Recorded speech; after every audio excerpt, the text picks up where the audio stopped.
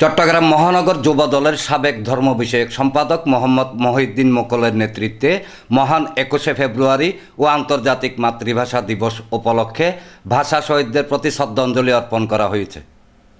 ২১ ফেব্রুয়ারি সকালে যুবদল নেতা মহিউদ্দিন মোকলের নেতৃত্বে একটি প্রতিনিধি দল ৪৩ নং সাংগঠনিক ওয়ার্ডের শান্তিনগর এলাকা থেকে প্রভাত ফেরি করে আমিন জুট মিল সংলগ্ন শহীদ মিনারে ভাষা শহীদদের প্রতি শ্রদ্ধাঞ্জলি অর্পণ করেন।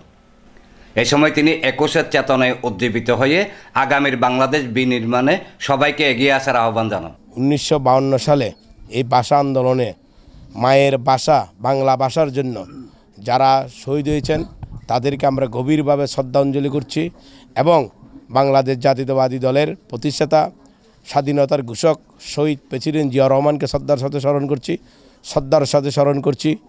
বাংলাদেশ জাতীয়তাবাদী দলের চেয়ারম্যান এবং মরহুম দেশনেত্রী বেগম খালেদা জিয়াকে ওনার সাথে আমরা স্মরণ করছি।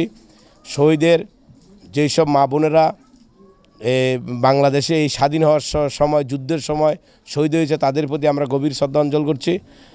তারপর জুলাই আন্দোলনের সময় যেসব ছাত্র জনতারা শহীদ হয়েছেন তাদেরকে আমরা শ্রদ্ধার সাথে স্মরণ করছি। এই বাংলাদেশের জনগণকে ৭১ সালে যে যুদ্ধ করেছিল যেই কারণে এবং এই ৫২ ভাষা আন্দোলনের সময় ২১শে ফেব্রুয়ারিকে চেতনায় বুকে ধারণ করে উচ্চজিত হইয়ে এবং এই জুলাই আন্দোলন ছাত্র জনতারা এবং এই তারেক রহমানের আমাদের এই চেয়ারম্যান মহোদয় এবং প্রধানমন্ত্রী জনাব তারেক রহমানের নেতৃত্বে কিন্তু এই দেশে জুলাই অভ্যর্থনা হয়েছে।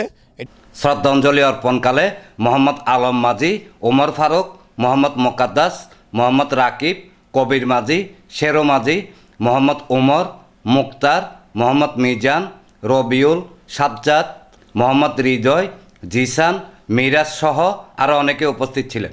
এনামুল হক লিটন, প্রগতি 24 টিভি।